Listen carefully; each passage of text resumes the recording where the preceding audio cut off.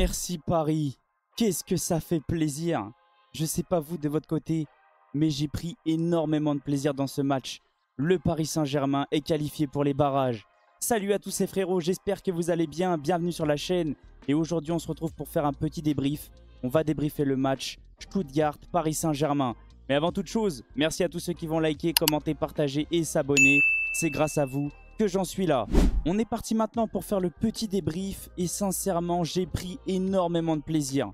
Je sais pas vous de votre côté, grosse entame du PSG, un très bon contre-pressing, une très bonne tactique de Luis Enrique. À chaque fois le Paris Saint-Germain était en supériorité numérique et moi j'ai trouvé que c'était tout simplement incroyable. Comme on peut le voir, le Paris Saint-Germain a littéralement asphyxié Stuttgart en première mi-temps. Stuttgart n'a pas vu le jour et le Paris Saint-Germain menait 3-0 à la mi-temps. Ensuite, l'arbitre siffle le coup d'envoi de la seconde période. Stuttgart vient avec de nouvelles intentions. Luis Enrique essaie tout simplement de gérer et fait énormément de changements. Mais le PSG arrive encore à marquer. T'es pas content, triplé. Ousmane Dembélé peut dire maintenant pareil que Mbappé, triplé. Et quand Ousmane arrive à marquer, quand Ousmane a de la finition, Ousmane fait partie tout simplement des meilleurs joueurs au monde. Et je rigole absolument pas. On peut le voir, le PSG a un peu moins dominé. Le PSG a essayé de gérer. Le PSG a pris un but. Pacho contre son camp. C'est pas trop grave. Ça n'a absolument rien changé. On peut le voir au niveau des stats. Le Paris Saint-Germain a fait quand même très mal à Stuttgart. Et a éliminé Stuttgart, eux qui étaient à domicile. Avant toute chose, pour tous ceux qui parient, faites attention parce que les paris sont dangereux. Et on le sait tous, pour tous ceux qui ont moins de 18 ans, les paris sont interdits. On va pouvoir maintenant se concentrer sur les stats un peu plus en détail. Et là, ça va résumer un petit peu ce que je vous ai expliqué juste avant. Le Paris Saint-Germain a dominé sa première mi-temps. Le Paris Saint-Germain a fait très mal à Stuttgart. Le Paris Saint-Germain a fait vivre un enfer à Stuttgart.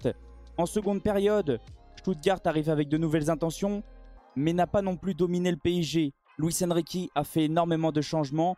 Et là, par contre, je vais parler des joueurs qui sont entrés. C'est scandaleux. C'est un scandale. C'était moche. Normalement, quand tu entres en jeu, tu dois montrer à ton entraîneur que tu es capable d'être titulaire, que tu es capable de jouer à la place d'un autre. Là, le souci, c'est qu'ils ont montré tout le contraire. Et je pense que Luis Enrique a ressenti la même chose que nous.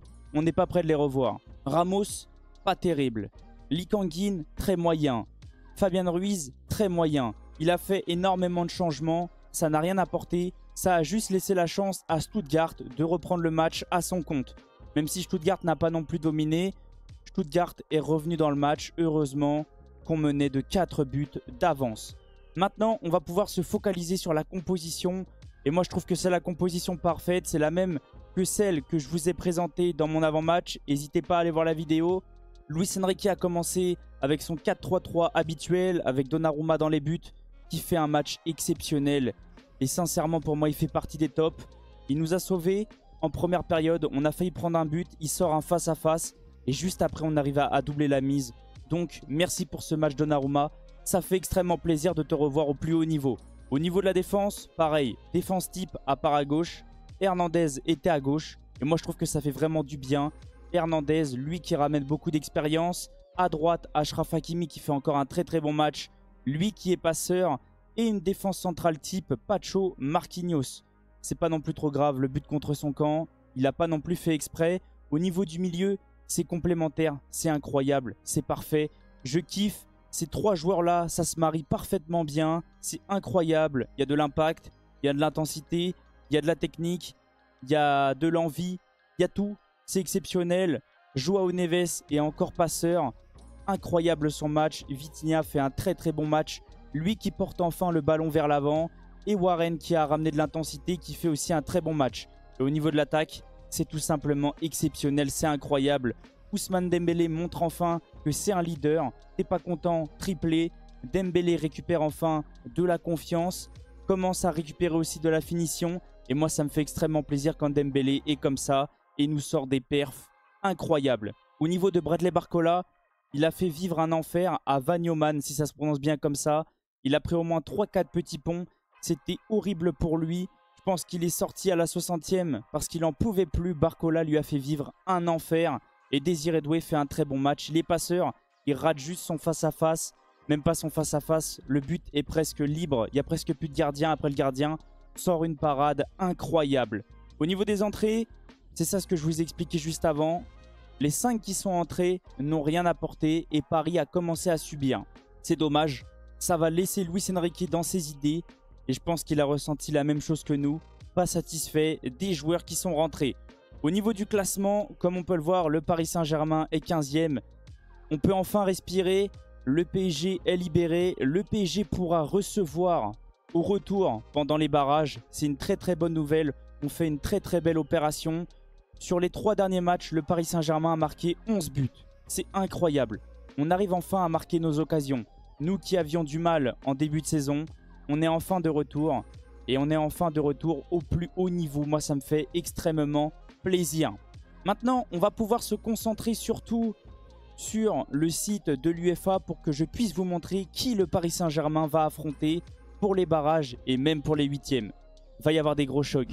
On va pouvoir maintenant se focaliser sur les barrages, sur les huitièmes. Maintenant que le Paris Saint-Germain a réussi à se qualifier, c'est une très très bonne nouvelle.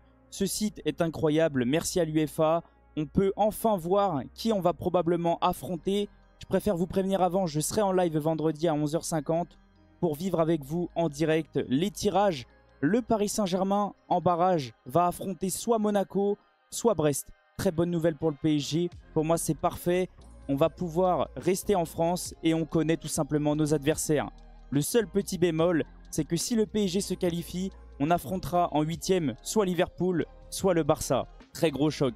Je sais que beaucoup sont inquiets, mais comme j'arrête pas de vous dire, et ça, je le répète sans arrêt, si un jour le Paris Saint-Germain veut gagner la Ligue des Champions, il faudra battre toutes les équipes.